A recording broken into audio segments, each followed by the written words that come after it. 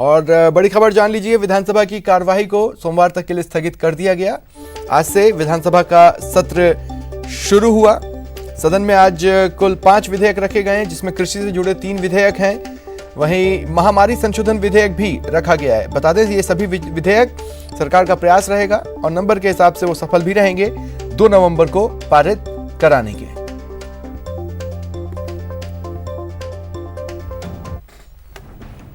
शनिवार को 15वीं विधानसभा के 5वें सत्र का दूसरा चरण का सत्र शुरू हुआ। न प्रश्नकाल न शून्यकाल, बस सदन का आगाज और फिर कृषि संशोधन विधेयक समेत 5 संशोधन विधेयक पेश कर दिए गए, जिनमें एक कोरोना महामारी विधेयक भी शामिल है। अब उन विधेयकों के बारे में जान लीजिए जो सत्र के शुरू होते ही पेश किए गए।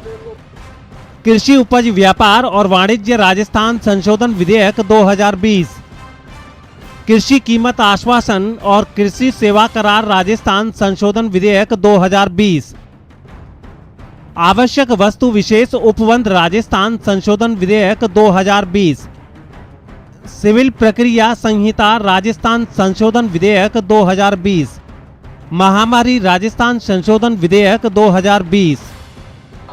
महामारी संशोधन विधेयक में मास्क अनिवार्य करने का प्रावधान है, जबकि केंद्र के कृषि कानूनों की काट के लिए सदन में 3 संशोधन विधेयक पेश किए गए। फिर सदन से ही किसान के नाम पर सियासत उफान पर शुरू हो गई। केंद्र सरकार पर जमकर निशाना साधा गया। केंद्र सरकार को घमंड हो गया है और कभी भी वोट का बहुमत का घमंड नहीं होना चाहिए। केंद्र सरकार ने अब किसान खेत खलिहान पर हमला कर दिया है। पूरे देश में आग लगी हुई है। यदि केंद्र सरकार में ईमानदारी होती, किसान के प्रति थोड़ी बहुत भी अच्छी भावना होती, तो पूरे देश के विपक्ष की पार्टियों की मीटिंग बुलाती, किसान संगठनों की मीटिंग बुलाती, बात करती। लेकिन केंद्र की सरकार जिद और तानाशाही पर आ गई है। जो बिल हमारी सरकार ने तैयार किए हैं, जो किसानों को जिस प्रकार से आंसू रुलाने का काम केंद्र की सरकार कर रही है, अपने वादों पे वो खरी नहीं उतर रही है।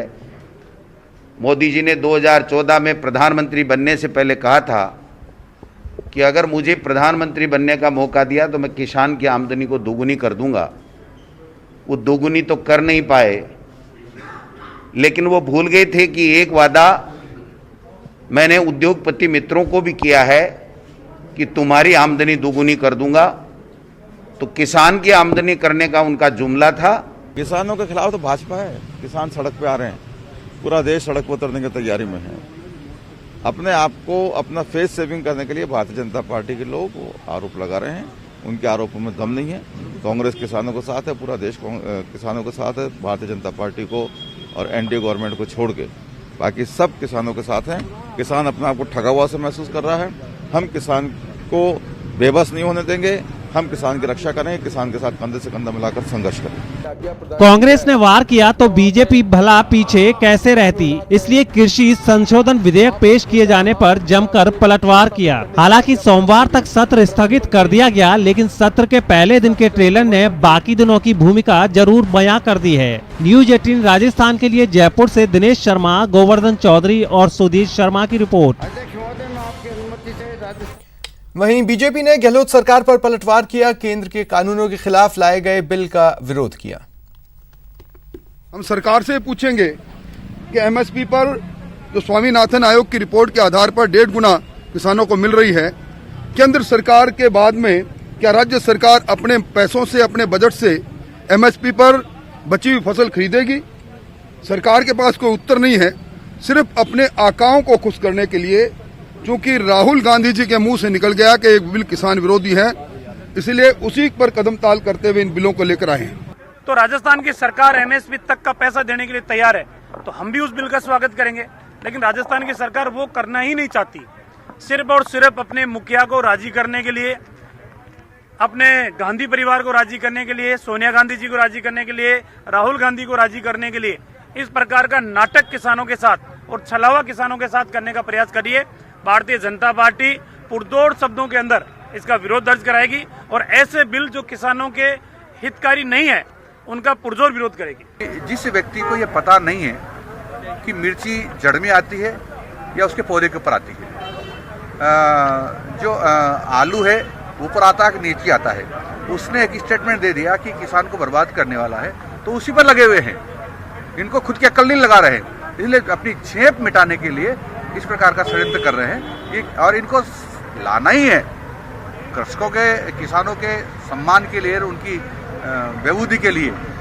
तो फिर ये लाए कि जो समर्थन मूल्य पर केंद्र सरकार नहीं खरीद पाएगी वो सारी की सारी फसलों को, और ये समर्थन मूल्य।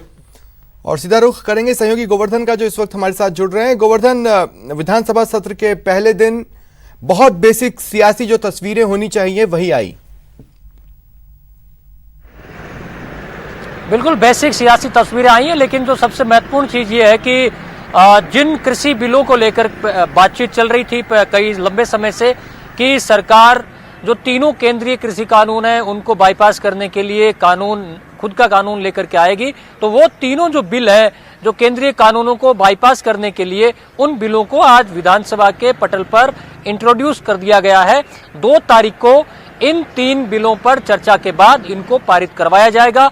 2 और बिल भी 2 नवंबर को पारित करवाए जाएंगे। एक महामारी एक्ट है जिसमें संशोधन करके और मास्क लगाना अनिवार्य किया जा रहा है। एक सिविल प्रक्रिया संहिता में संशोधन किया जा रहा है जिसमें 5 एकड़ तक की जमीन पर कुर्क नहीं करने का प्रावधान किया जाएगा। किसान अगर कर्ज लेता है तो उसकी 5 एकड़ तक की जमीन को कुर्क करने का प्रावधान खत्म कर दिया जाएगा। मतलब कोई भी बैंक है वो 5 एकड़ तक की जमीन को कुर्क नहीं कर पाएगा। ये प्रावधान करने वाला बिल भी आज इंट्रोड्यूस किया गया है और सोमवार को इसको भी पारित किया जाएगा। लेकिन सबसे ज्यादा जो चर्चा में है वो तीनों जो केंद्रीय कानूनों के प्रावधानों को बदलने वाले तीनों बिल हैं उनको आज इंट्रोड्यूस किया गया है। और अभी थोड़ी देर पहले सदन की जो कार्य सलाहकार समिति की बैठक, बीएससी की बैठक, उसमें सोमवार तक का कामकाज भी तय कर दिया गया है। और बीएससी चलिए ठीक है, शुक्रिया गोवर्धन हमारे साथ जुड़ने के लिए, तमाम जानकारी के लिए। जयपुर से एक बड़ी खबर इस वक्त मिल रही है, सचिवालय में आग लगी है। वित्त विभाग के कमरे में यह आग लगी है, कमरा नंबर 5136। ये कमरा वित्त विभाग का है, वित्त विभाग के अंडर में आता है और इस कमरे में आग लगी है। जानकारी मिल रही है कि कमरे में जो कंप्यूटर है दरअसल उससे में और उसकी वजह से आग लगी है। शॉर्ट सर्किट वजह सामने आ रही है। फिलहाल आग पर काबू पा लिया गया है।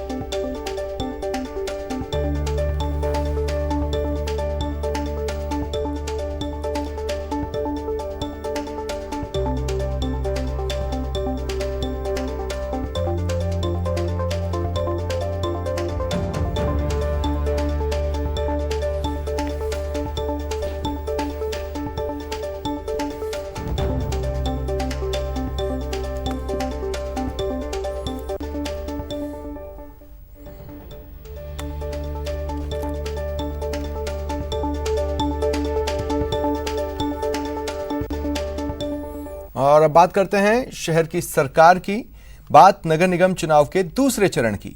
जयपुर, जोधपुर, कोटा से मतदान दल रवाना हो गए हैं। तस्वीरें देखिए आप तीनों जगहों की। पोलिंग पार्टियों को फाइनल ब्रशिंग के बाद पोलिंग बूथ्स की ओर रवाना कर दिया गया। कल मतदान होना है, ऐसे में टीमें निकल चुकी हैं अपना अपना मोर्चा संभालने के लिए।